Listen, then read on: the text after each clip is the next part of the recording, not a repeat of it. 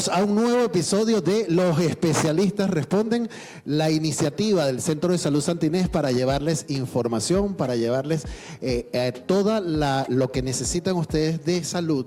Y hoy con el tema de los trastornos musculoesqueléticos y el dolor. Hoy nos van a acompañar tres especialistas. Como ustedes saben, en este programa ustedes pueden hacer las preguntas al final para que nuestros especialistas respondan sus preguntas después de sus presentaciones. Entonces, vamos a dar un fuerte aplauso a esta edición.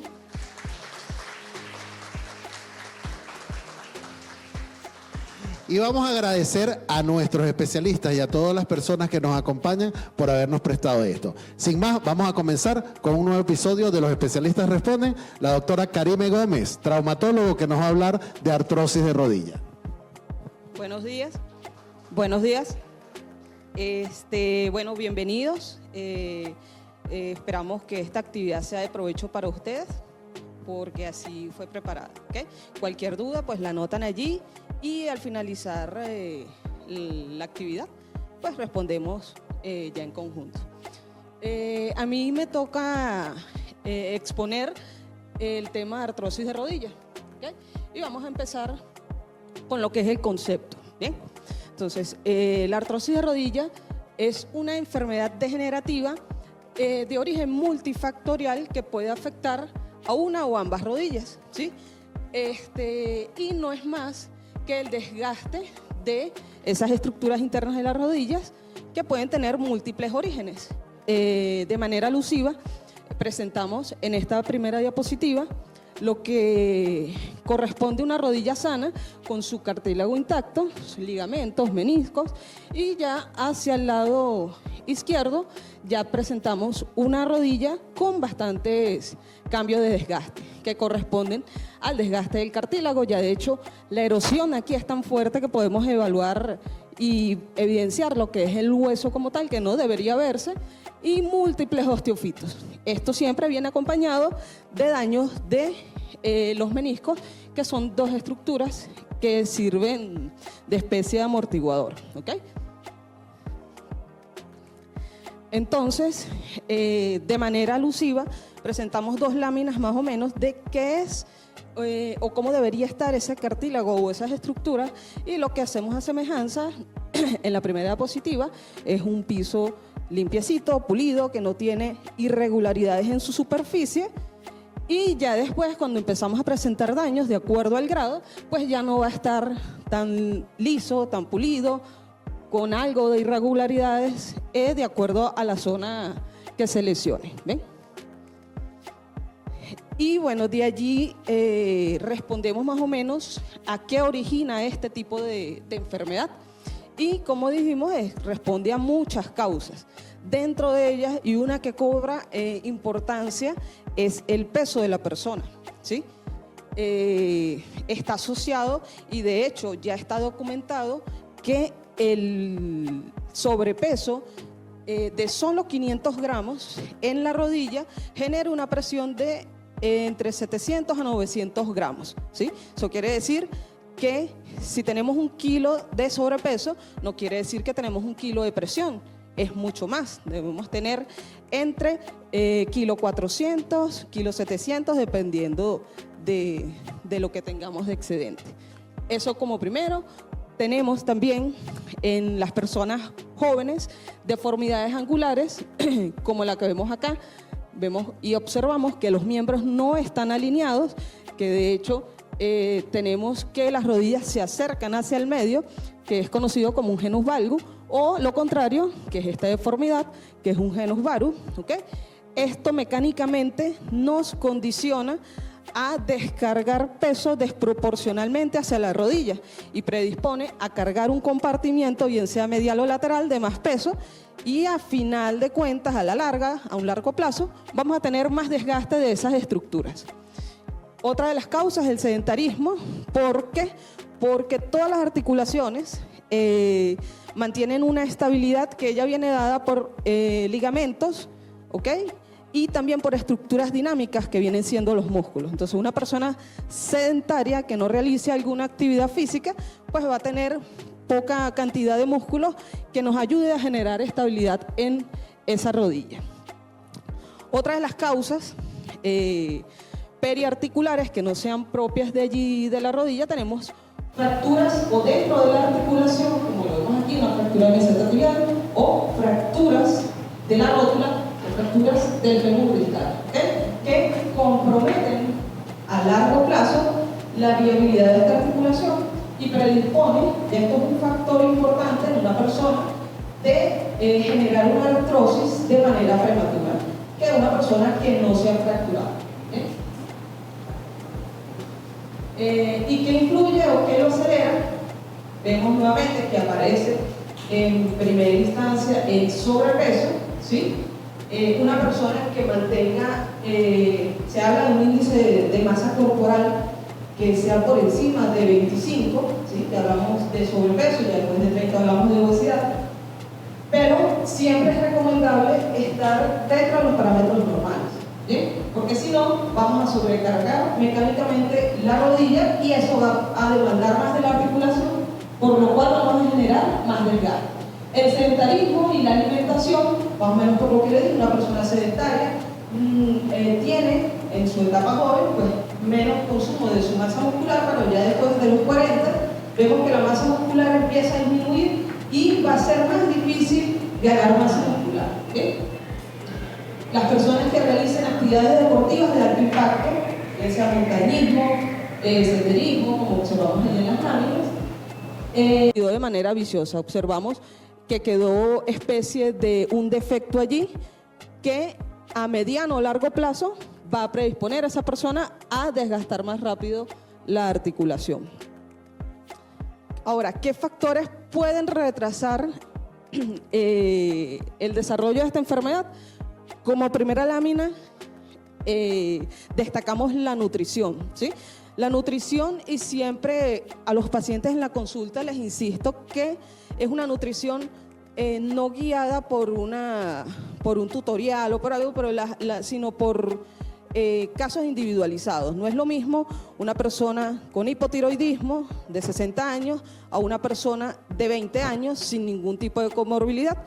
La dieta va a ser totalmente distinta, una va a necesitar mayor aporte proteico, otra que otra. Bien, entonces siempre le indicamos a los pacientes acudir a la consulta del nutricionista para que sea el profesional que se formó en esa área quien le instaure la dieta y quien le dé los parámetros o las metas a lograr, ¿sí? Bueno, hablamos de la alimentación y de mantener un buen índice de masa corporal. Ajá. Ahora, ¿qué cura ese tipo de enfermedad? ¿Sí? ¿Qué hace que esto vuelva a ser esto? Pues bueno, lo que ahorita se observa es que no es una enfermedad que sea curable, es tratable, ¿sí? Y la idea es que si empezamos a tener algún síntoma, algún tipo de desgaste, esta velocidad a la cual se va presentando la enfermedad no sea tan rápida, ¿sí? Para no llegar de esto a esto. Entonces nosotros podemos modificar factores y hábitos de la persona para tratar de, una vez diagnosticada el grado de lesión que tenga, tratar de que ese avance sea muy mínimo para que la persona no llegue a necesitar cirugía, que es el último caso. ¿Qué hacemos nosotros en la consulta? Nosotros en la consulta, después de evaluar al paciente, hacerle maniobras especiales para evidenciar qué tipo de lesiones o estructuras pueden estar afectadas, indicamos una rayos X de las dos rodillas con el paciente de pie. Y esta parte es importante porque de repente el paciente llega a la consulta y dice, no, yo quiero adelantar la rayos X, se la hace, y ¿dónde se la hacen? Se la hacen acostada, ¿sí? Entonces no nos sirve porque nosotros evaluamos dinámicamente esas rayos X sobre el peso de la persona. Es distinto porque si tienes una estructura lesionada, digamos un menisco, si tú te pones de pie, puede colapsar esa estructura y cuando te toman las rayos X en apoyo es cuando uno ve el colapso allí, ¿sí? Claro, hay estadios avanzados en los cuales hasta acostado se puede evidenciar el desgaste del compartimiento. Y más o menos la evolución es como la imagen de abajo del piso, desde una rayos X normal que corresponde a la primerita que evaluamos que tenemos espacios entre los cóndilos y la meseta, ¿ok? Perdón. Hasta los que empiezan a presentar daños leves, ¿ok? Como vemos aquí en el piso, se resonó hasta que ya es intransitable. Entonces, aquí empezamos a observar que aun cuando ya tenemos espacio, hay ciertos osteofitos que empiezan a decirnos a nosotros el punto radiológico que ya inició un proceso de desgaste, ¿sí? Ya después de esto nos puede empezar a colapsar un compartimiento, en este caso es el medial, que se ve pinzado en la esquina del cóndilo. Ya en grado 3, pues vemos ese compartimiento totalmente colapsado, y en grado 4, bueno, ya los dos compartimientos bien colapsados. Esta persona en este punto puede tener hasta dolor estando en cama, ¿sí? No tolera flexionar rodillas, estar sentado. Y muchas veces estas deformidades en estos grados vienen acompañados con deformidades en las rodillas, bien sea con las rodillas arqueadas o con las rodillas pegaditas, ¿ok? Producto de esa lesión. Entonces, dentro de la gama de tratamientos que nosotros tenemos, están los no quirúrgicos, ¿sí? O mínimamente invasivos, ¿sí? O también se conocen como tratamientos conservador, dentro de los cuales es un conjunto de objetivos que se deben cumplir, no es solo una sola parte. La primera parte la vamos a explicar aquí, que se viscosuplementan las rodillas, ¿sí? Bien sea con plasma rico en plaquetas o ácido hialurónico, ¿okay? La función de esta viscosuplementación no es más que lubricar la superficie de contacto que está desgastada para que dé efecto analgésico, ¿sí? El ácido hialurónico aparte tiene otras propiedades que son a largo plazo, no son efecto inmediato. Nosotros podemos infiltrar a una persona con ácido hialurónico y el efecto propio del ácido hialurónico se empieza a evaluar después de las 4 semanas. Bien, ahora, estas son terapias que no son, que no van a ser un tratamiento de una vez y ya, ¿no? Son terapias que habitualmente, de acuerdo a la característica del paciente, a su edad, a su peso, al sitio donde vive, porque si es una persona que tiene que subir y bajar muchas escaleras, pues va a demandar más de la articulación y puede durar más o menos, ¿sí? El estándar es entre 6 a 1 año, ¿ok? Entonces, ya cuando las terapias mínimamente invasivas no son suficientes, tenemos que planteamos tratamiento quirúrgico de entrada a pacientes jóvenes que tienen deformidades angulares, ¿okay? En este caso el genus varus o el genus valgus, ¿sí? Y tenemos que en este paciente se trata no la articulación como tal, sino que nosotros tratamos de preservar la rodilla. Se alinean las extremidades. Si observan en la primera lámina, vemos que están separadas las rodillas, arqueadas, y después de la cirugía de corregir, se alinean, ¿ok? Entonces, esto es en pacientes jóvenes para prevenir que desarrollen la enfermedad. Ya cuando esta deformidad aparece en un paciente de tercera edad, ya con diagnóstico de artrosis, pues no se trata la deformidad solamente, sino que ya el problema es en la articulación como tal. Y ya en ese paciente nosotros planteamos lo que es una artroplastia total primaria de rodilla, ¿sí? ¿Qué es lo que observamos acá? ¿Y en qué consiste? Si observamos este primer dibujo, evidenciamos que tanto los meniscos como las superficies están desprovistas de cartílagos y los meniscos están lesionados.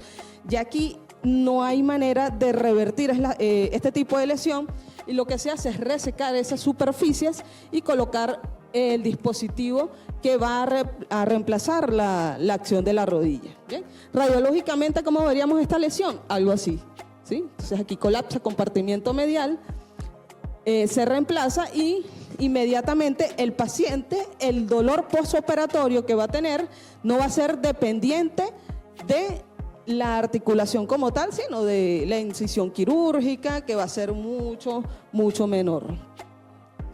Esto es en casos ya de última instancia, artrosis severa. Entonces, dentro de las preguntas, en un caso de un paciente de artrosis severa, grado 4, surgen muchas interrogantes. ¿La cirugía es obligatoria o es urgente o cuándo debe operarse, nosotros tenemos que es algo que depende de la calidad de vida del paciente. Si es un paciente que te dice que no tolera ni estar de pie, ni estar acostado, que no duerme, ya pues el propio paciente te va a pedir la cirugía. Si es un paciente que su estadio de desgaste no está tan avanzado, hablamos de una artrosis grado 1, grado 2, hemos tenido casos de grado 3 que se han manejado con tratamientos conservadores mínimamente invasivos, acompañados del servicio de nutrición y de rehabilitación física, y llevan su calidad de vida bastante duradera, llevable. Y lo ideal de estos pacientes es crear conciencia en que hay hábitos nuevos que deben tomar para evitar que esta lesión avance, así como cuando éramos niñitos que nos enseñan a sentar, nos enseñan a ir al baño, igualito. Una persona quizás que empiece con desgaste de rodilla, ya está en tratamiento, mejora, ¿ok? En ese momento no tiene síntomas de dolor, sabe que tiene la lesión y que de repente voy a un edificio de 2 pisos y hay ascensores y escaleras. Idealmente esa persona debería esperar el ascensor aun cuando no tenga dolor de rodillas, porque si no vas a empezar a demandar más de la superficie, ¿sí? Vas a desgastar más el tratamiento realizado y pues presentar dolores antes del tiempo que te toque haber cumplido tratamiento. ¿Es urgente? No es urgente, ¿sí? De hecho son cirugías electivas que deben planificarse. El paciente tiene que ir a una consulta de odontología, ginecología, el caso de los hombres a urología, porque tiene que estar no puede haber un foco infeccioso, porque es una cirugía mayor y corre el riesgo de infectarse si tiene una infección urinaria o si tiene una caries. Entonces tiene que estar bien por todos los servicios para poder realizar de manera electiva y planificada esta cirugía. ¿Y cuándo toca operarse? Bueno, ya más o menos de los estadios avanzados, y pues es una cirugía que, de tenerla indicado el paciente, debería realizárselo, porque una persona que no tenga calidad de vida o que todo el día esté con dolor, pues no es la idea, ¿sí? Ahí sí se individualizan los casos. Dentro de las conclusiones de este punto tenemos que como punto importante que rescatar, la prevención y el tratamiento de la artrosis rodilla está ligada a los hábitos de la persona, ¿sí? Y hay puntos donde nosotros podemos modificar esto, ¿sí? Hay factores modificables, estos son factores modificables, lo que es el peso y la actividad física, ¿bien? Entonces, desde aquí nosotros podemos prevenir que avance este tipo de enfermedades generativas. La dieta, como habíamos comentado, es adecuada a la edad, a las comorbilidades, y que siempre nosotros pedimos que sea apoyado por un nutricionista. ¿Bien? El ejercicio físico con énfasis al fortalecimiento de la musculatura del tren inferior, de lo que son piernas y muslos, porque si no tenemos musculatura que nos estabilice la rodilla, pues ese desgaste se va a acelerar exponencialmente. También asociarlo, si ya tenemos un diagnóstico, una persona que realice actividades de impacto, bien sea montañismo, senderismo, que de repente haga triatlones, ya sabe que idealmente debería cambiar ese tipo de hábitos, porque si no lo que va a hacer es acelerar esa enfermedad. Importantísimo, para lo menos para nuestra área, el área de fisiatría y rehabilitación física, que es como una piedra angular, porque es quien te va a ayudar de manera individualizada, porque podemos tener dos pacientes con el mismo grado de lesión, pero hay ejercicios individualizados para cada paciente. Por eso se maneja por fases y debe ser directamente con el fisiatra y posteriormente con un fisioterapeuta. Tenemos que el tratamiento de la artrosis ya de grado moderada a severa es para mejorar el dolor, y las infiltraciones han mostrado en algunos casos, incluso de moderadas a severas, bastante ayuda. Hemos tenido pacientes en Santa Inés que han evolucionado de manera satisfactoria. Esto asociado a los hábitos, a la dieta, al peso. Y ya cuando los síntomas ya no son manejables, a pesar de todo el tratamiento que hemos explicado anteriormente, y tengamos o no deformidad y la calidad de vida del paciente se vea ya comprometida, bueno, ya es el momento del el paciente deba plantearse la idea de aceptar la cirugía, porque de entrada, cuando el paciente es diagnosticado con un grado severo de cirugía y uno le dice que la opción para aliviar su dolor es la cirugía, el 95% te dice no, ¿sí? Pues es una cirugía mayor, pero bueno, es cuestión de que el paciente entienda su lesión y hasta cuándo puede esperar o qué resultados puede esperar de un tratamiento conservador o mínimamente invasivo, ¿sí? Bueno, por su atención, muchas gracias. Los dejo con el doctor César Rojas. Estás viendo CSSI TV, la salud que puedes ver.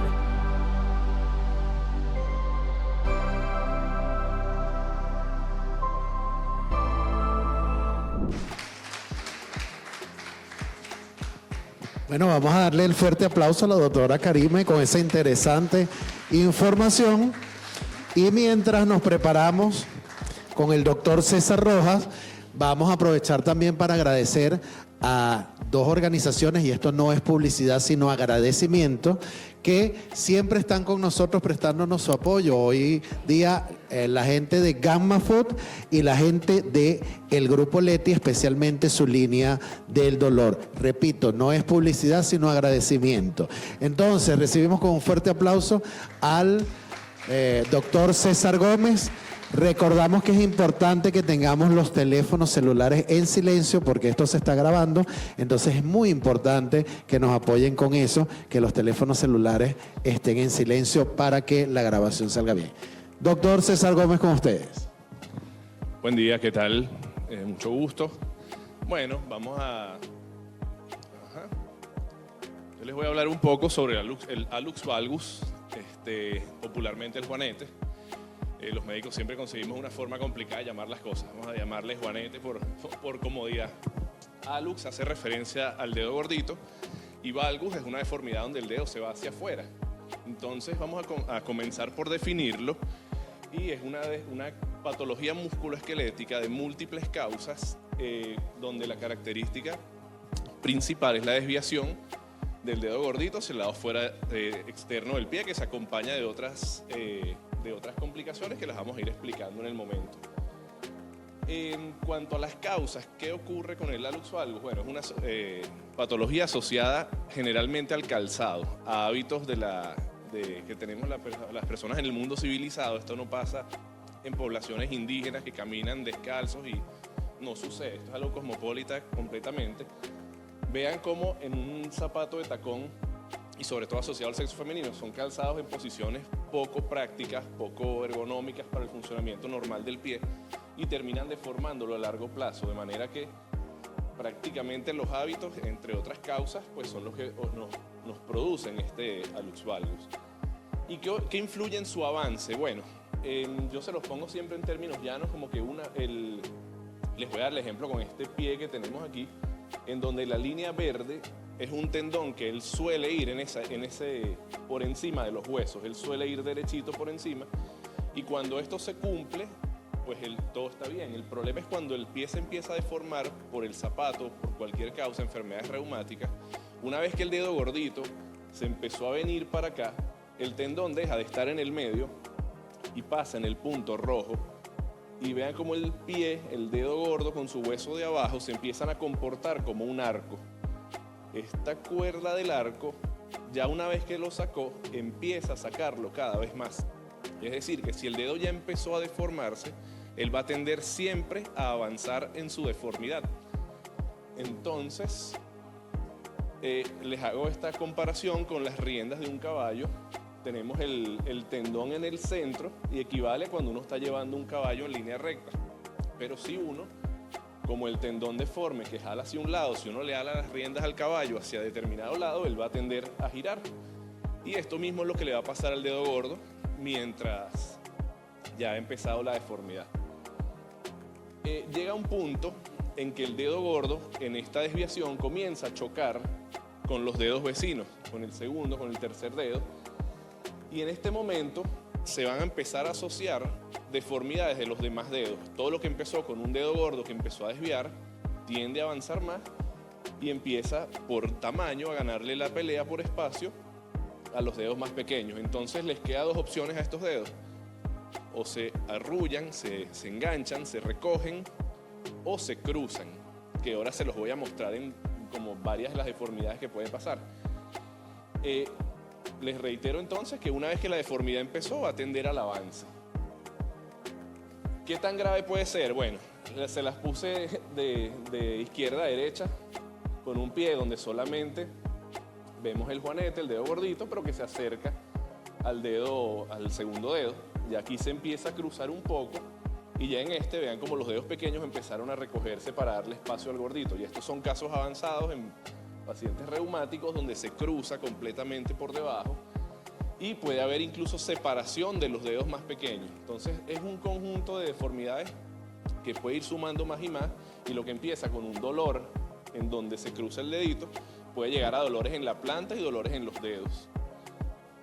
Entonces, ¿se puede evitar que avance? Bueno, van a ver en el mercado todo este montón, hay miles, solo coloqué las que encontré porque eran demasiadas, pero la juanetera para ponerla entre los dedos, para jalar el dedito, para que hagan separadores de dedos, va a encontrar muchos. ¿Evita que avance? No, eso se los voy a aclarar un poco más adelante. Entonces, porque preguntarían, ¿qué tratamiento, qué opciones de tratamiento tenemos? Bueno, son la misma lámina que les pondré, dirá, este se volvió loco, como me repite lo mismo, pero funcionan es para el manejo de los síntomas, para que el dolor, la sensación de tener el dedo desviado, bueno, al neutralizar la posición del dedo con estos dispositivos, uno puede sentir alivio, pero no lo cura. Ya la deformidad empezó y esto va a continuar. Entonces, esto es un mientras tanto. Esta es una opción del mientras tanto. La otra opción es una plantilla que nos ayuda a balancear la pisada. Con frecuencia este juanete se acompaña de un pie plano, que a veces lo trae el paciente de fábrica, digamos, o a veces empezó con los años a aplanarse y se mezcla con el juanete, entonces uno puede balancear esto con una plantilla. Sin embargo, estas son las medidas mientras tanto. La solución y la cura radical a esto es una cirugía. La cirugía consta de una serie de pasos asociados a enderezar al dedo gordo, y si los dedos vecinos se vieron comprometidos, corregir los dedos vecinos. Va dirigido a mejorar la parte que duele. Y bueno, justo les voy a comentar entonces a quienes buscamos operar y a quienes no. Antes de entrar en detalles con eso, bueno, les comento, los posoperatorios son bastante llevaderos. Durante muchos años esta cirugía, bueno, actualmente en los congresos de cirugía de pie se discute este tema por horas porque hay miles de técnicas y esto ha avanzado y cambiado mucho en los años.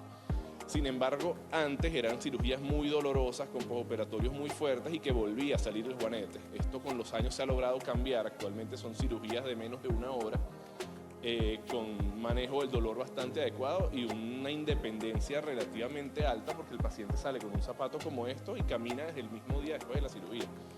Claro, mientras su tiempo de recuperación obviamente se limitará a algunas actividades, pero es un paciente que puede pararse, ir al baño, caminar, atender sus asuntos, con ciertas limitaciones, por supuesto. Entonces la pregunta sería, ¿hay que operarse obligatoriamente? La respuesta es que no. Realmente no es obligatorio, no lo operamos por estética. Se opera una luz valgus si tiene dolor o deformidad. Eso ahorita se lo. ¿Y el cuándo? Muy parecido a lo que les habló la doctora Karima en cuanto a los tiempos, este tipo de cosas. Bueno, debe considerarse cuando afecta el día a día, la calidad de vida. Yo siempre le digo a mis pacientes, si ustedes pasan todo el día pensando en que me duele el pie o pensando, condicionando sus actividades del día en función al dolor del pie, oye, yo creo que todos tenemos derecho a vivir tranquilos sin estresar. Si ese es el escenario, yo creo que hay que considerar la cirugía. Cuando deforma los dedos menores, oye, sin duda, porque ya, como les comenté, si empezó a deformar y empieza a deformar los dedos vecinos, tener un pie sin función o poco funcional es cuestión de tiempo. O cuando genera, que a veces pasa, muchos dolores o sensaciones de inestabilidad, que el paciente pisa y siente que, oye, no siento bien el pie, lo siento inestable. Esas son indicaciones donde uno piensa que debe operarse. Entonces, no es obligatorio, no es urgente, pero si su calidad de vida gira en torno a que tiene un pie que no la deja vivir, es momento de plantearse hacer la cirugía. Claro, se puede agotar la opción de la juanetera, la plantilla y ver cómo se sienten, pero sincerarse con ustedes mismos. Si el tratamiento no avanzó y no sienten progreso, no tener miedo y no cerrarnos a la idea de la cirugía, porque puede ofrecer buenos resultados. Ventaja, se corrige el problema directamente, las probabilidades de que aparezca son menos del 4% y el postoperatorio es corto, es más o menos 6 semanas, eso es un mes, mes y medio, pero es un postoperatorio donde además el paciente continúa caminando y haciendo sus actividades. Entonces, ¿qué conclusión quisiera que se llevaran de este conversatorio? Bueno, el tipo de calzado que utilizamos es primordial, utilizar zapatos amplios, cómodos, flexibles, como se lo mandan a los niños. En el caso de las mujeres, entendemos que por protocolo y por gusto, a veces les gusta andar en tacones, que no está mal y se puede hacer, pero tener un hábito de uso diario de zapatos de tacón es compromiso pero se puede utilizar en las ocasiones especiales que gusten, mientras el calzado diario sea cómodo y amplio. Bueno, como ya se los comenté, si hay deformidad, si ven que se le está desviando un dedito, es buena idea consultarlo de una vez, porque se puede identificar estos factores si tiene tendencia al avance y sobre todo que ustedes lo sepan opciones e intentar manejarlo con la idea de la gran mayoría, que es no llegar a la cirugía. Yo estoy seguro que nadie se quiere operar, pero como les comenté, abran la mente un poco porque han cambiado las cosas y puede ser una solución. Y lo más importante es lo que les comenté, que no sientan, tengan calidad de vida y que puedan independizarse de su pie y olvidarse de que el pie les duele. La solución radical del problema es la cirugía, lo demás es para aguantarlo y manejarlo. La cirugía no es obligatoria ni urgente, como les comenté. Bueno, más de lo mismo, creo que lo he dicho todo. Muchas gracias a todos por su atención. Estás viendo CSSI TV, la salud que puedes ver.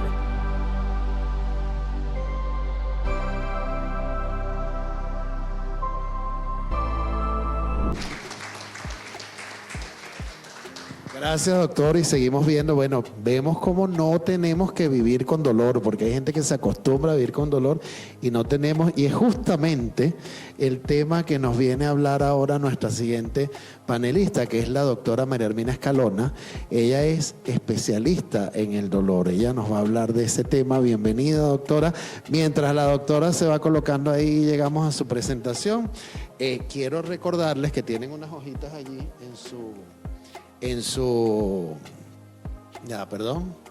tienen unas hojitas allí en su haber, donde deben evaluar qué tal les ha parecido esto. A mí, no lo dejen para el final porque eso es muy importante para nosotros. Eso nos permite mejorar, eso nos permite saber qué podemos hacer mejor para ustedes. No olviden llenar eso, pero eso lo hacemos al final. Solo se los estoy recordando para que lo tenemos. Vamos a darle un fuerte aplauso entonces a la doctora María Hermina Escalona para que nos hable sobre el dolor.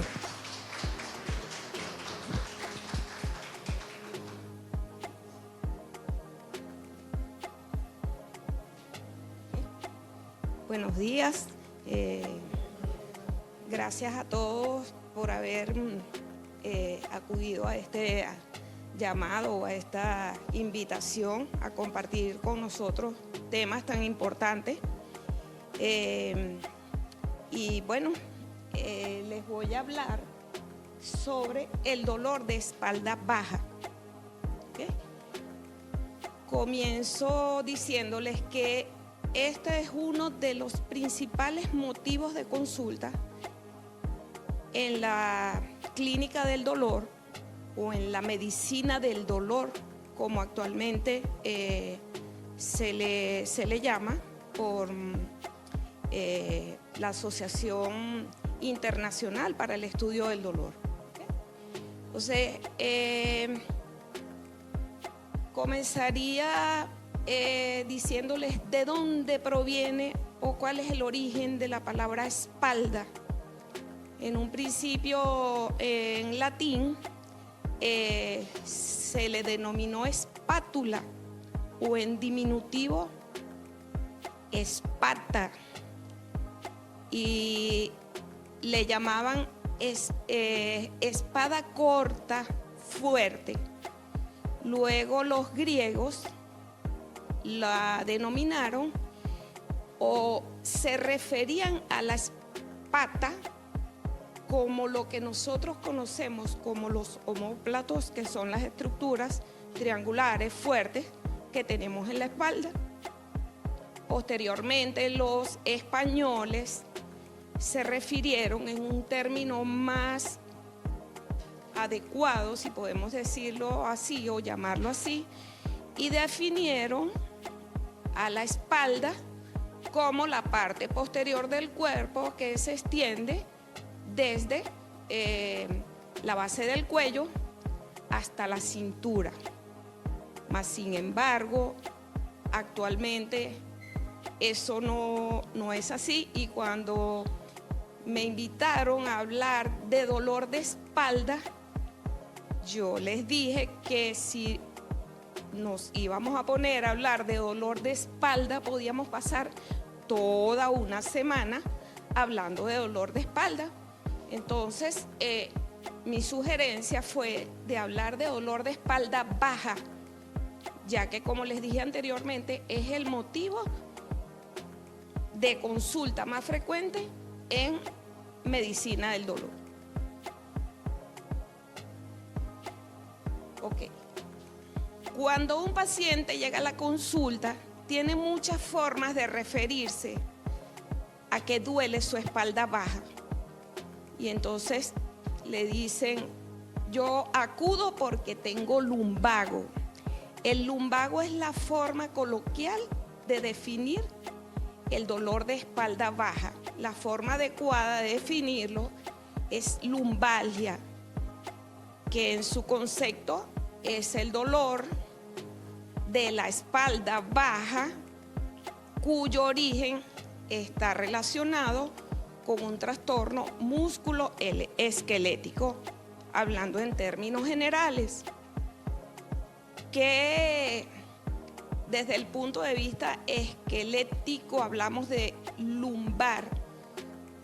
Eso ocupa las vértebras lumbares, que se denominan desde la número 1 hasta la número 5, y entre ellas hay discos intervertebrales, hay estructuras musculares y tendinosas, como lo mencionó la doctora anteriormente, que le dan estabilidad a la columna, y a su vez alojado en el conducto vertebral tenemos la médula espinal, que lleva toda la información, vamos a llamarlo, de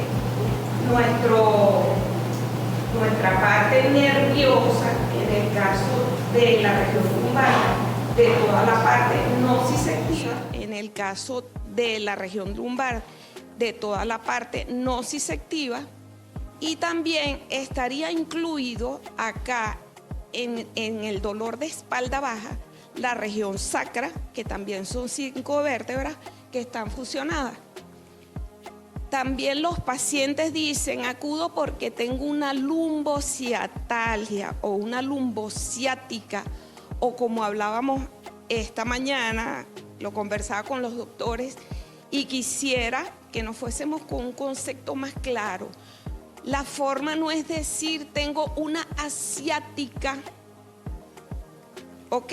No es asiática, es ciática, ¿ok? Y en este caso está involucrado el nervio ciático y ya sería un dolor lumbar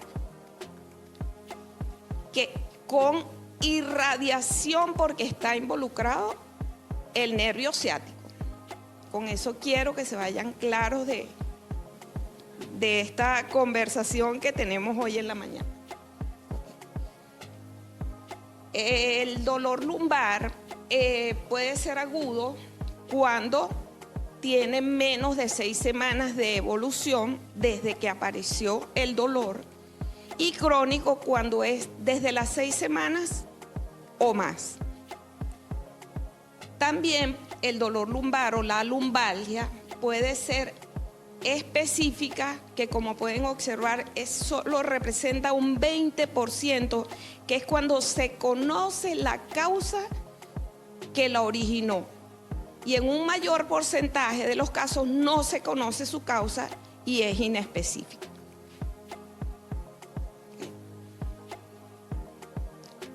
como motivo frecuente de consulta en un 85% de la población, vean que es bastante amplio, sufre de dolor lumbar o en algún momento de su vida ha tenido dolor lumbar. ¿Okay? Progresivamente, a medida que aumenta la edad, se hace más frecuente.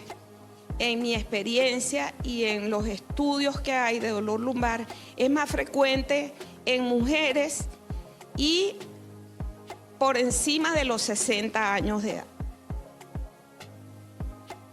Okay. Entonces, resumiendo un poco de lo que ya antes le dije, es un dolor localizado en la zona lumbar de la espalda. Un 80% de la población o lo ha tenido o lo tendrá, y un 70% de jóvenes ha experimentado dolor lumbar. ¿Okay? Con el auge de los yin, como lo mencionan o lo llaman los jóvenes, ha aumentado la incidencia de dolores lumbares en pacientes jóvenes. ¿Okay? Ojo, no con eso, es como hacer un llamado a que no tengan actividad física porque ya vamos hacia allá. Entonces, el dolor lumbar es una de las patologías que limita más las actividades cotidianas. Eso conlleva a que haya una disminución de la calidad de vida y repercute o es una de las causas más frecuentes por la cual los pacientes le solicitan a uno un reposo, y en algunas veces eso conlleva a la incapacidad, trayendo como consecuencia que eso tenga un aumento de los gastos en las instituciones sanitarias y, por supuesto, el rechazo por parte de los agentes empleadores. En cuanto a la anatomía, no corrigió o sea, no se hizo la corrección que hicimos. Están involucradas en esta región las vértebras lumbares que se enumeran desde la 1 hasta la 5 y entre ellas los discos intervertebrales. Eso condiciona la arquitectura de la columna de la columna lumbar, junto con estructuras musculares, ligamentos que van a dar estabilidad y soporte a la columna, y los fragmentos o los elementos, sacros, que también son vértebras, pero que están fusionadas y entre las cuales no hay discos, a diferencia de la región lumbar. Y en los discos es donde predominantemente están las patologías que condicionan dolor lumbar. Y la médula espinal alojada en el interior del conducto vertebral, y a través de ella salen las emergencias radiculares o los nervios periféricos, que son los que llevan la información en lo que denominamos los dermatomas, que es lo que explica el por qué en ocasiones pacientes que tienen dolor lumbar y está comprometido algún nervio, y según el dermatoma o la información que lleva hacia los miembros inferiores, van a tener sintomatología de adormecimiento, de ardor, de quemazón, porque hay una compresión de estos nerviecitos que salen de médula espinal. ¿Okay? Aquí tenemos de manera esquemática la arquitectura de la columna, cuerpos vertebrales, apófisis espinosas, apófisis transversas. Lo que está en color azul son los discos intervertebrales. Lo que se ve acá en color amarillo es la médula espinal, que viene desde el tallo y termina en cola de caballo a nivel lumbar. Lo que se ve a nivel de estos orificios son los nervios periféricos, y acá tenemos esto que se ve en rosadito claro, ligamentos, ¿ok? No se ve la parte muscular, acá sí, y junto con los ligamentos y los músculos le da estabilidad a la columna. ¿Okay? ¿Cuáles son las causas de dolor lumbar? Son múltiples. Cualquier injuria que haya o cualquier daño a nivel de las estructuras anatómicas que les mencioné anteriormente, que conforman esta región, son causas de dolor lumbar. Entre ellas tenemos causas mecánicas que produzcan una alteración de la estática vertebral, las contracturas musculares por sobrecargas o cambios severos o bruscos posturales, los problemas degenerativos del disco, que en su mayoría son causas y son consultas frecuentes por dolor lumbar, y los procesos, las fracturas espontáneas por osteoporosis. Hay una gama muy extensa de causas, hay causas inflamatorias, enfermedades reumatológicas, enfermedades inmunológicas que producen dolor lumbar. Actualmente, en los últimos congresos que hemos tenido de terapia del dolor, se le ha denominado, o hay una alarma nueva que se llama la bandera roja. Aunque eso se está nombrando actualmente, ya en años anteriores, en la experiencia que yo he tenido en el manejo de dolor lumbar, es más frecuente en mujeres que en hombres a partir de los 60 años. Pero todo hombre o todo paciente de sexo masculino que acude a la consulta entre los 50 y 60 años y que no ha tenido antecedentes de dolor lumbar y es de primera aparición, actualmente se denomina bandera roja, porque es un síntoma de alarma y ese paciente debe ser estudiado a la brevedad por el servicio de urología. ¿Okay? Yo he tenido pacientes, o sea, y estoy hablando de hace unos 10 años atrás, tuve un paciente de 40 años que me llegó a la consulta con dolor lumbar sin ningún antecedente de haber tenido en el transcurso de su vida un dolor lumbar, y acudió y yo le pregunto al señor, ¿usted se ha hecho tenía 40 años, antígeno prostático? No, porque no me corresponde por la edad. ¿Usted no ha ido al urólogo? No, porque no me corresponde. Señor, le recomiendo. El señor estaba en un estadio 4 de un CA prostático y tenía una metástasis en todos los huesos largos y en la columna. Entonces, bandera roja. ¿Okay? Como anteriormente les dije, el dolor lumbar también se puede expresar como un dolor, no diríamos referido, sino un dolor irradiado por desarrollando una neuralgia, o sea, ciática, porque el nervio ciático, valga la redundancia, está dado por las 3 últimas raíces lumbares, ¿ok? L3, L4, L4, L5 y la L5 con S1. Entonces, sigue todo el trayecto del nervio ciático, es ese dolor que no solo se refleja en la región lumbar, sino que molesta la región glútea y la parte posterior del muslo y la pierna, siguiendo todo el trayecto del nervio ciático. Otra causa también que tiende a confundir y que actualmente también es motivo frecuente de consulta, es lo que se llama el síndrome piriforme o síndrome piramidal, que se parece mucho a una neuralgia ciática, ¿ok? Porque está involucrado un musculito que está por delante del nervio ciático y causa compresión del mismo. Acá lo pueden ver.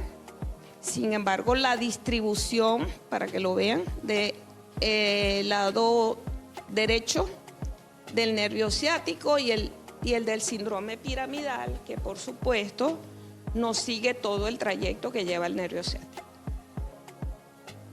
¿Okay? Entonces, en un esquema grande, las causas, todo lo que altere la estática de la columna, en el caso de las escoliosis, las hernias discales o enfermedades del disco, el estrechamiento del canal lumbar, que por supuesto ahí está alojada nuestra médula, y las contracturas por sobrecarga. ¿Cuáles son los síntomas del dolor lumbar? Un dolor que puede estar localizado allí en espalda baja o puede irradiarse cuando hay un compromiso radicular. Hay contracturas musculares y esto va a generar un círculo vicioso porque el dolor genera contractura muscular, la contractura muscular hace que haya dolor, entonces ese círculo hay que romperlo. Las alteraciones de la sensibilidad, que van desde la hipoestesia, que es que no se siente mucho, hasta la anestesia completa. Alteraciones del movimiento, que pueden ser las paresias o las parálisis completas, ya en casos graves, donde hay una enfermedad importante del disco con un grado importante de compresión medular. ¿Cómo hacer el diagnóstico? Como en todas las patologías médicas, una adecuada historia clínica del paciente, donde es importante todos los antecedentes o enfermedades coexistentes, porque es diferente un paciente que no tenga una enfermedad coexistente como diabetes, como enfermedades reumatológicas, enfermedades inmunológicas. Todo eso es importante. Okay. Un adecuado examen físico del paciente para hacer evaluaciones del dolor. Nosotros utilizamos escalas sencillas en la consulta, las escalas anuales, las escalas visuales análogas del dolor, para determinar la intensidad del dolor. Es importante el tiempo de aparición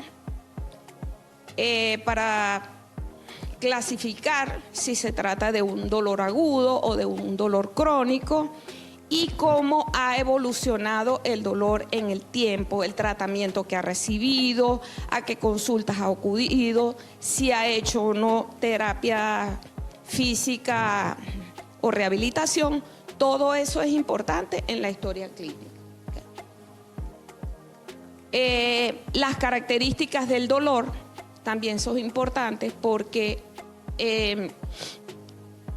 hay lo que es el dolor nociceptivo, pero hay también lo que es el dolor neuropático. El dolor nociceptivo es esa sensación que el paciente expresa como me duele. Y el dolor neuropático es cuando dice me arde, me quema, me hormiguea, tengo calambres, tengo corrientazo. Eso es dolor y se llama dolor neuropático. Entonces es importante establecer las características del dolor. Okay. El examen más sencillo que se solicita o el primer examen es una radiografía simple de columna lumbosacra. Ya cuando el paciente presenta alteraciones de la sensibilidad o, yendo más allá, alteraciones de la motilidad, entonces se solicita la resonancia magnética lumbosacra. Digo esto porque siempre el paciente cuando llega a la consulta, ¿por qué no me indica una resonancia? ¿Okay? Hay que evaluar entre los hallazgos al examen físico y los costos que ocasiona hacer un examen que en un momento no sea necesario. Entonces, todo depende de lo que el médico consiga al examen físico cuando esté haciendo la historia para indicar el examen que sea pertinente. ¿Qué factores agravan el dolor lumbar? Las posturas inadecuadas. Se recomienda que en los trabajos donde la persona esté durante mucho tiempo sentada, durante mucho tiempo de pie, utilicen las sillas adecuadas. Si van a estar mucho tiempo de pie, un calzado adecuado, ¿ok? Y si van a someter la columna a sobrecarga, en el caso de las personas que trabajen levantando peso, deben usar sus adecuadas fajas lumbares para que no ocasionen ningún tipo de daño a la columna lumbosacra. El esfuerzo físico, que acabo de hablar de eso. Y algo muy importante, ya lo hemos dicho todos, es el sobrepeso. ¿Okay? Mantener un peso adecuado, una alimentación balanceada y en los casos que se requiera del manejo por un especialista, debe ser prudente hacerlo, porque es uno de los condicionantes bien importantes en el desarrollo de un dolor lumbar. Esquemáticamente, las posturas adecuadas de acuerdo a la actividad o labor que desempeñen. ¿Okay?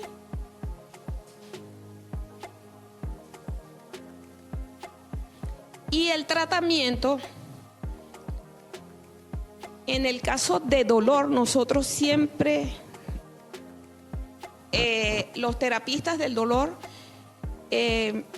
apostamos a un tratamiento multidisciplinario, donde estemos involucrados el equipo médico y eso va en pro o a favor del paciente. ¿Okay? Aquí estaríamos involucrados especialistas de traumatología, de neurocirugía, de medicina física y rehabilitación, reumatología y manejo del dolor por la clínica del dolor. Yo no traje un esquema terapéutico porque cada paciente es diferente. Y otra cosa con la que quiero, por favor, que se vayan de acá, de este conversatorio, es que no se automediquen. No es igual a usted, a su hermana, no es igual a usted a la comadre o a la vecina. Nosotros tenemos lo que se llama en medicina del dolor escaleras terapéuticas y ascensor terapéutico. En las escaleras terapéuticas tenemos 3 niveles. En el primer nivel están los agentes antiinflamatorios no esteroideos comunes que ustedes todos conocen, porque todos los conocen y todos los recomiendan. ¿Okay? Diclofenac. Ajá. Allí tenemos los AINES y tenemos el paracetamol y el metamizol. Esa es la primera escalera terapéutica. En la segunda tenemos los opioides débiles, que es la codeína y el tramadol. Y en la tercera escalera tenemos los opioides fuertes, que ya está la morfina, la oxicodona, el fentanil, que se utilizan para dolores severos. Entonces, por favor, eso es netamente de manejo médico.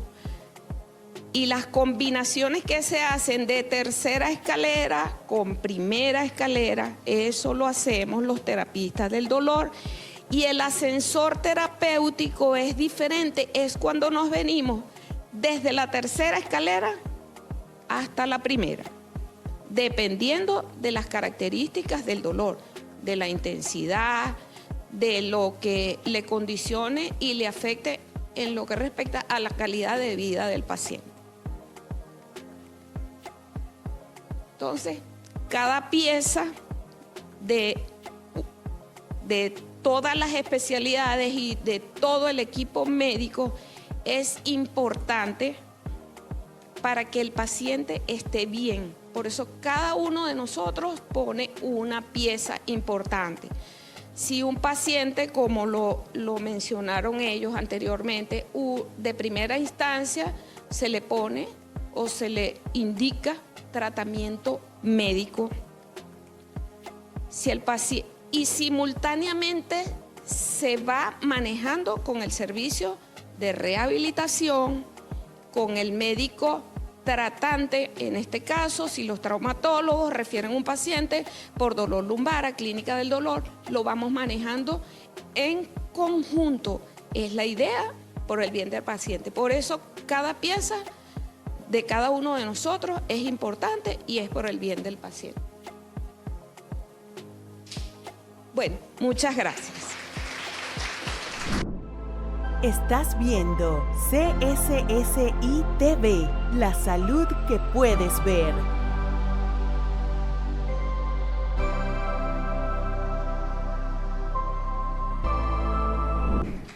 Muchas gracias, doctora Escalona. Bueno, vamos a comenzar entonces con la parte de las preguntas. Doctora, si quiere le pongo la sillita por aquí para que estén todos aquí juntos.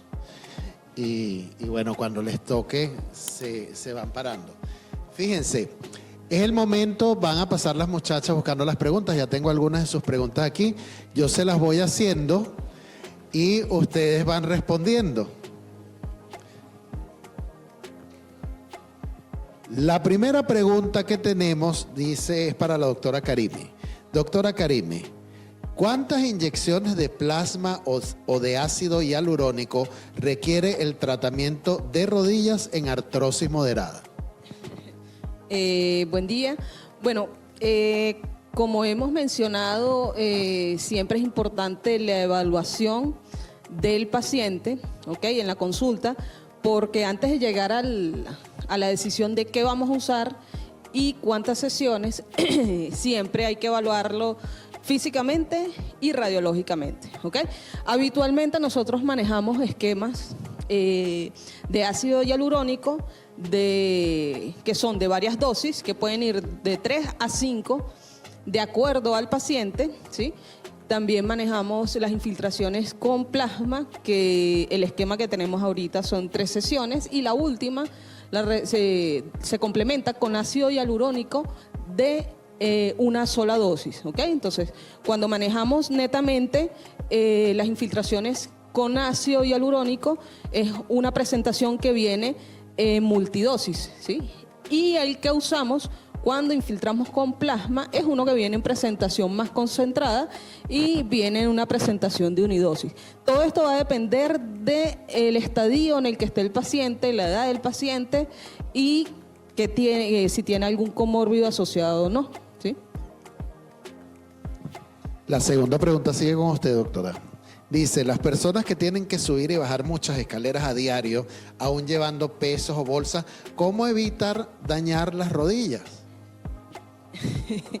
Bueno, dentro de eso hablamos de lo que es importante una vez diagnosticado la enfermedad, detenerla.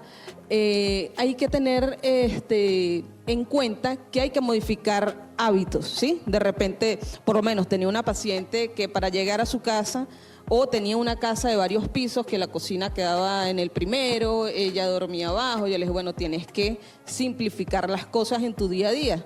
Si vas a ir a la cocina, que sea subir las escaleras de repente en una oportunidad, luego bajas y haces lo demás. La limitación la vemos de repente cuando el paciente te dice, doctora, para llegar a mi casa tengo que subir 50 escaleras, ¿sí? Entonces allí ya hay algo que no es modificable tan rápidamente. Lo ideal es que el paciente que tiene una enfermedad degenerativa, en este caso dependiente de la osteoartrosis de rodilla, tratar de, por lo menos mientras recupera la función o mejora el dolor, no estar, de repente tenía una paciente, ella lo que hizo fue, mientras se trató, se vino a casa una amiga donde no tenía que subir tantas escaleras, se recuperó, volvió a su casa, ¿sí? Pero ya ella está consciente que ese es un factor agravante en su enfermedad. Bien, ahora me vengo por aquí porque la siguiente pregunta es para el doctor César. Dice, ¿todo juanete se debe operar o sirven los artefactos para corregir? ¿Funcionan? ¿Todo pie plano forma juanete? Bueno, los pies planos no todos forman juanete, pero le da cierta predisposición por la posición del pie. El pie no solo se aplana, sino que se voltea, como que se rota hacia adentro, y eso hace que el dedo gordo termine rotándose como para compensar la falta de estabilidad. En cuanto a los dispositivos, ayudan a mejorar síntomas, ayudan a que de repente esa tensión del dedo volteado, hablando en criollo, moleste, pero no va a solucionar el problema, no cura, no repara, pero sí ayuda, puede ayudar un poco a aliviar los síntomas. Tampoco es algo garantizado, es muy dependiente de cada paciente. No hace daño probar, se puede hacer, pero yo generalmente no los mando en mi consulta, me parece que es un gasto innecesario si se quiere de dinero, que se puede aplicar en otras cosas. Entonces, bueno, más o menos así. Y sigue con usted la pregunta, dice, ¿pueden los juanetes tratarse con ozonoterapia? Bueno, las infiltraciones yo creo que muchas veces se sobreusan y el ozono es parte de las terapias de infiltración. No las utilizo en juanete. Esto es un problema mecánico. Esto es algo netamente de un dedo desviado porque su morfología, su forma cambió, e infiltrarlo no nos va a aportar gran cosa porque la deformidad sigue ahí. Entonces, bueno, es posible que alguien los infiltre por tema de intentar manejar la inflamación alrededor de la zona, pero la causa, al estar presente, va a continuar tanto el juanete como la molestia. Yo no lo uso ni lo usaría, no lo recomendaría yo. Bien, para la doctora María Escalona, al acostarnos con mucho dolor de espalda, ¿hay algún ejercicio o estiramiento para aliviarse o solo hay que tomar analgésicos? No, claro que sí. Hay ejercicios que los indican las licenciadas en fisioterapia. Por eso digo que es importante acudir al médico cuando hay dolor lumbar, porque usted puede hacer un ejercicio cuando está acostado y puede que el dolor se alivie, pero no sabe cuál es la causa que está originando el dolor lumbar. Y si es una persona de avanzada que el dolor está condicionando porque hay una listesis o hay algún otro tipo de patología que un tipo de movimiento no le favorezca, entonces no es lo ideal hacer un ejercicio, se pudiera llamar en este caso autoindicado, así como tampoco automedicarse. ¿Okay? Tomar un analgésico que esté indicado va a aliviar, y el ejercicio también debe ser indicado. Para eso ya hay profesionales en el área de la rehabilitación, que son las fisioterapeutas, y sin embargo lo que ellas realizan es bajo indicación del médico oficial. Y seguimos con usted. Dice, ¿se debe tomar analgésicos por cuánto tiempo en una etapa aguda que hay dolor y no impide la movilización? Allí vamos. En medicina del dolor, nosotros utilizamos los agentes antiinflamatorios no esteroideos en la fase aguda, y llámese para nosotros agudo 72 horas. Después de allí, analgésicos comunes, no indicamos sino ya otro tipo de analgésicos, que son los analgésicos de acción central.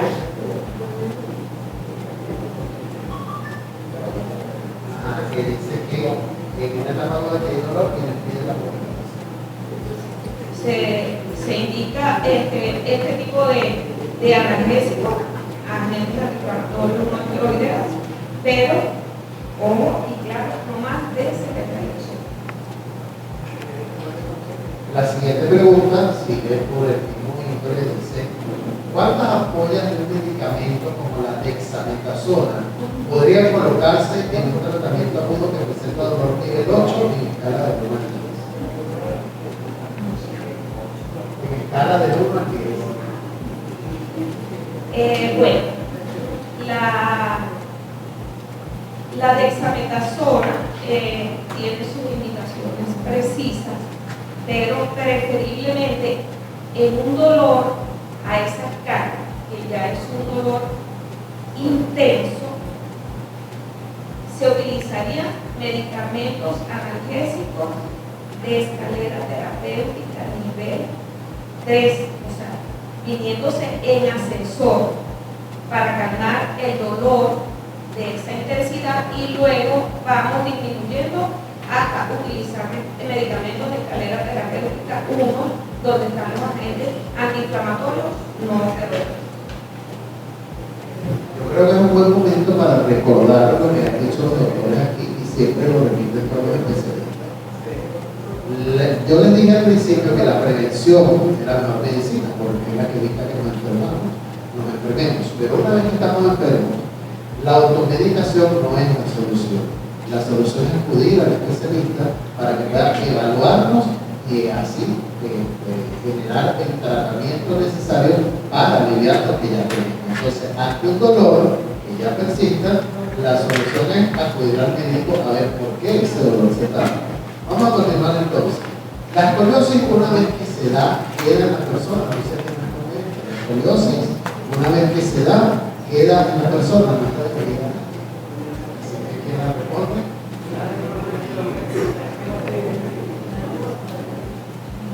La escoliosis es una deformidad mecánica en la alineación de la columna, en su forma. Generalmente viene de nacimiento, algo que viene durante el crecimiento y que puede ser que se diagnostique después. El paciente nunca necesita un rayo X. Sucede mucho, un rayo X de tórax con un resfriado y de repente ven, oye, la columna tiene escoliosis. Es algo que generalmente ya está.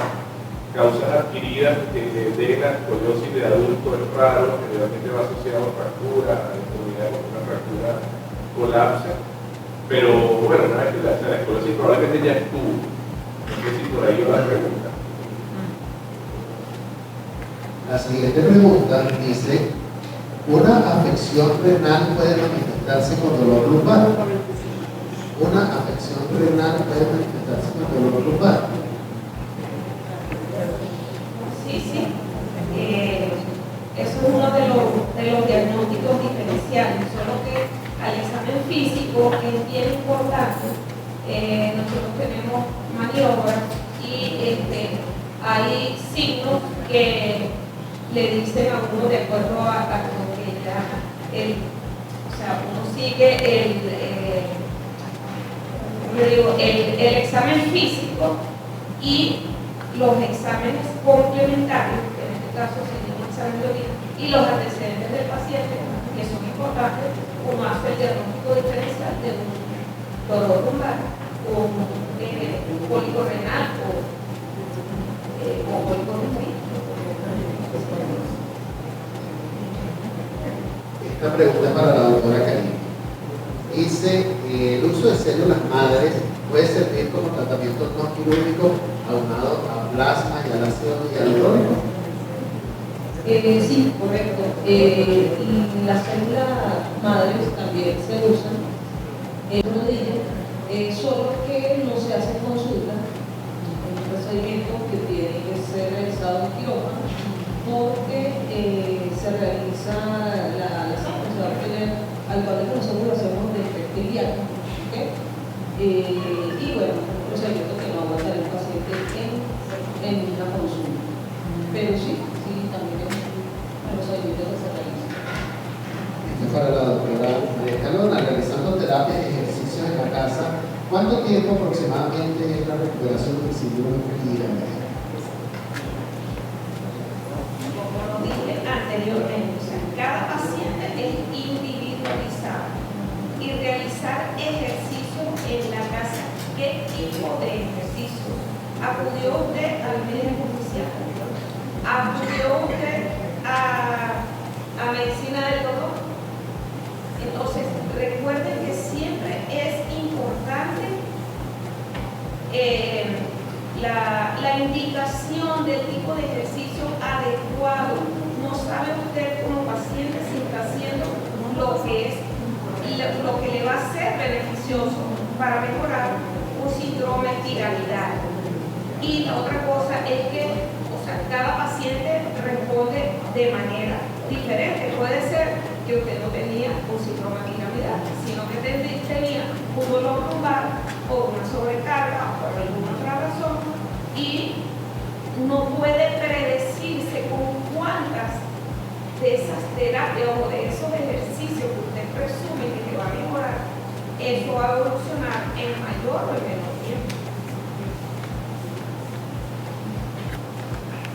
Doctora Karim, ¿qué opinión le merece el uso de medicina alternativa contra la artrosis, la que actualmente están promocionando por radio? Unas gotas milagrosas llamadas Talita Cummings que curan la artrosis y el dolor de rodilla.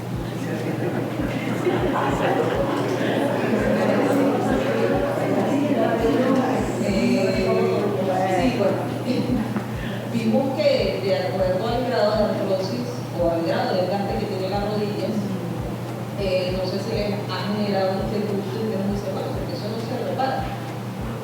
La rodilla está envuelta en una cápsula articular, ¿sí? Dentro de la rodilla no llega irrigación, no llega sangre directo, sino que ella se nutre por líquidos sinoviales que normalmente tienen todas las articulaciones.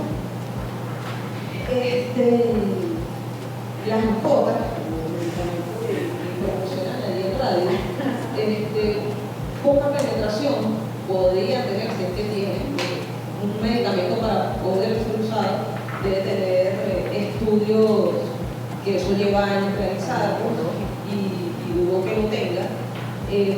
Pero no sé si de repente ustedes han escuchado que tienen mucho tiempo en el mercado suplementos que tienen glucosamina, que tienen aleta de tiburón. Entonces, estos fármacos son condroprotectores, ¿sí? Y aún así no evitan que el desgaste de la rodilla siga su curso, sino que desacelera, y dentro de ese grupo los que están estudiados son la glucosamina, el chondroitin y la diacetylamina, que es lo que tenemos ahorita.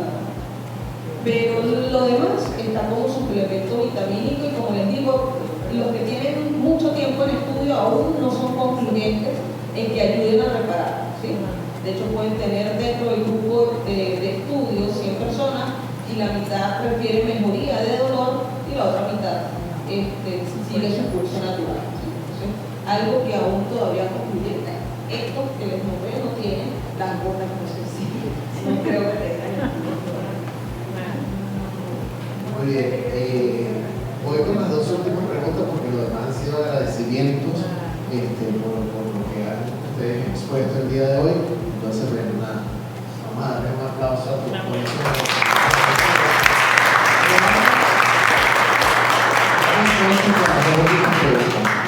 Para el doctor César, voy a resumir dos ejemplos. Para el pie, si es efectiva la plantilla cuando está iniciando la lesión, y ¿qué me dice del dolor en el talón que impide caminar? Bueno, la plantilla va dirigida concretamente a balancear en los casos, no el juanete propiamente, sino lo que se asocia. Y a veces los dedos pequeños empiezan a apoyar mucho en la base, y les dan dolor como en la base del pie adelante, para evitar un poco eso y compensar si tiene mucho arco o poco arco. Claro, no, pero realmente la plantilla no es propiamente para el juanete. Y lo otro, El dolor en el talón. el dolor en el talón, bueno, eso es una entidad aparte. Hay por lo menos a lo macro, 3 cosas grandes que pueden doler en el talón. La más común es la fascitis plantar.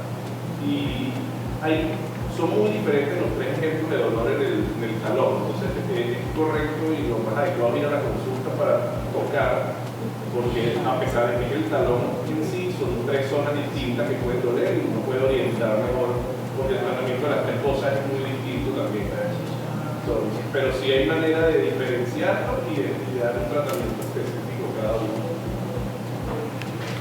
Muy bien, y la última pregunta de esta edición de los especialistas responden es para la doctora María Calvo. Y creo que es una pregunta interesantísima que pueden tener muchas personas en mente, porque dice, ¿debemos utilizar colchones ortopédicos para evitar el dolor de espalda?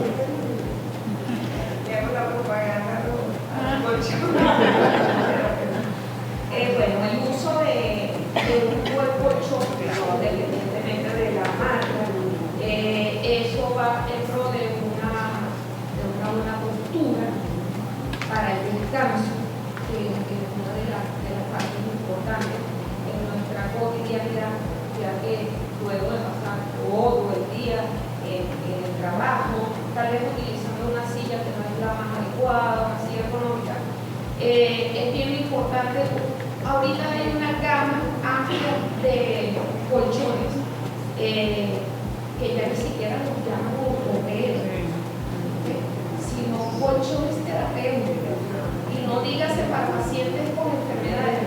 Hay una gama, esto por esta gente de Sweet Dream, tiene una variedad de latitud, altitud, o sea, les digo porque recién nos estamos pues mudando y fuimos a comprar unos colchones y me dijeron, depende del que usted quiera. Si usted se quiere acostar y no siente que su esposo sienta o lo sienta él cuando se... Y realmente son así, o sea, son unos colchones con peso. Sí, o sea, que usted se mueve y la persona que está al lado no lo siente. Entonces, pero o sea, yendo a la pregunta directamente, si es adecuado un buen colchón, no esos colchones que llamaban ortopédicos, que es un colchón como la base sobre la cual ustedes están apoyando su codo, sino que ustedes tengan un descanso gratificante y que no ocasione ningún tipo de dolor, que tengan una buena postura. Hay una pregunta. Por aquí tienen una pregunta, vamos a hacerla directamente del público.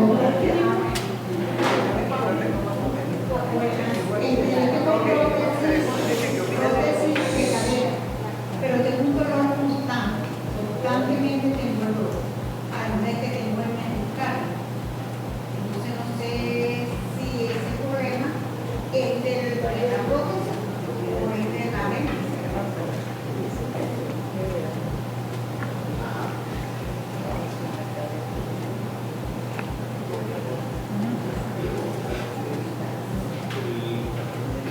El dolor que usted habla es de la cadera misma. ¿Te duele la cadera de la misma prótesis o la? O sea, le duele la espalda baja. Ya. No, puede ser propiamente un problema de la espalda. No necesariamente es la prótesis. No puede ser un problema. Sí podría, habría que examinar y diferenciar. Sí puede ser, pero lo más, si el dolor es más arriba y en la parte de atrás, es probable que sea la espalda aparte que no tenga que ver con la prótesis. O te pueden medicar también. Sí, lo más probable es que sea la hernia discal.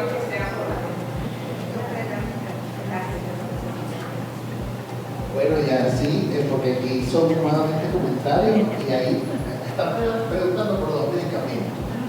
¿Qué opinan del Turcogel? Creo que es lo que dice aquí, para el dolor de rodilla, y por aquí le da otro medicamento. Ahorita lo busco, pero el Turcogel.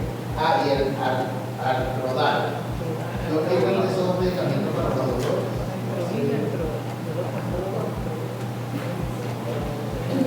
Bueno, el Alrodal, nombre comercial de un medicamento que está clasificado como todoprotector, pero dentro de los que existen, son de los que tienen estudios que aún están todavía, no son concluyentes aún. Pero sí, el grupo que fue sujeto a estudio, sí ha tenido mejoría significativa. ¿Vale? Ahora, el gel como tal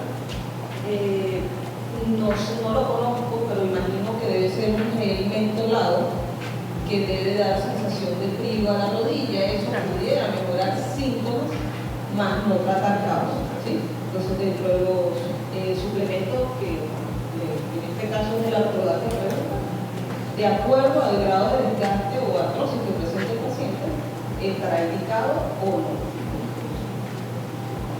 Bueno, y con esto vamos a concluir ya esta sesión de los especialistas responden. Vamos a agradecer a todas las personas que tenemos que agradecer. Vamos a agradecer primero que nada a nuestros especialistas, como siempre me aplauso.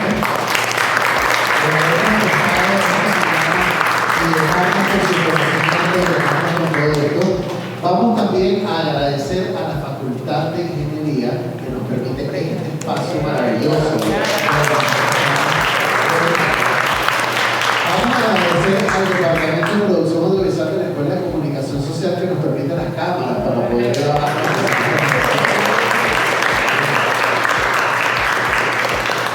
Vamos, obviamente, a agradecer al Centro de Salud Santa Inés que nos permite este encuentro con ustedes. Y vamos a agradecerles a ustedes que sin ustedes este espacio de las comunidades de saludable, de yoga, de bailoterapia. Recuerden que en Santa Inés no solo estamos para que ustedes vayan al médico a la consulta cuando ya están enfermos. Estamos también para que ustedes prevengan las enfermedades y lleven un estilo de vida saludable. Practiquen yoga, caminen, hagan ejercicio de bailoterapia, para que tengan conocimiento sobre lo que pueden prevenir antes de que llegue la enfermedad. Y cuando llega, pues tenemos más de 45 especialidades médicas para cada uno de ustedes, un servicio de imágenes, un servicio de laboratorio. Gracias por eso. Y bueno, un gran aplauso para ustedes por habernos acompañado en este y los especialistas. Recuerden seguirnos a través de nuestras redes sociales, @CSSI_CAP. Recuerden ubicarnos en el canal CSI TV de YouTube, seguirnos, suscribirse, compartir los contenidos para que esto llegue a ustedes y a toda su familia de amistades. Muchas gracias a la gente de Gamma Food, muchas gracias al Grupo Leti y sus líneas de especialidad del dolor. Y recuerden, no hay que vivir con el dolor. La prevención es la mejor medicina, pero tampoco debemos automedicarnos. Para eso están los especialistas que nos pueden evaluar en la consulta. Muchas gracias y hasta la próxima edición.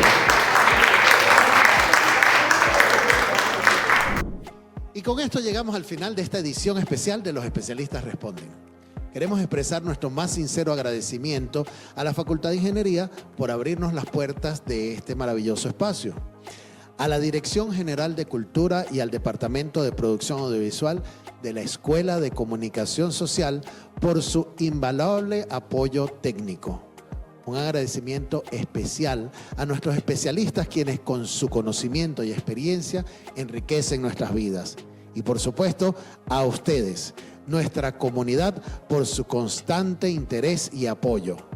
Gracias también a los laboratorios y a las empresas que colaboran con nosotros. Y a ustedes, nuestra audiencia virtual, por acompañarnos en este viaje. Recuerden que la salud es lo más importante. No olviden seguirnos en nuestras redes sociales, @CSSI_CAP en X, TikTok, Instagram y YouTube, para que juntos podamos construir una comunidad más saludable. Yo soy Carlos Torres y esto fue Los Especialistas Responden, edición especial. Hasta una próxima ocasión.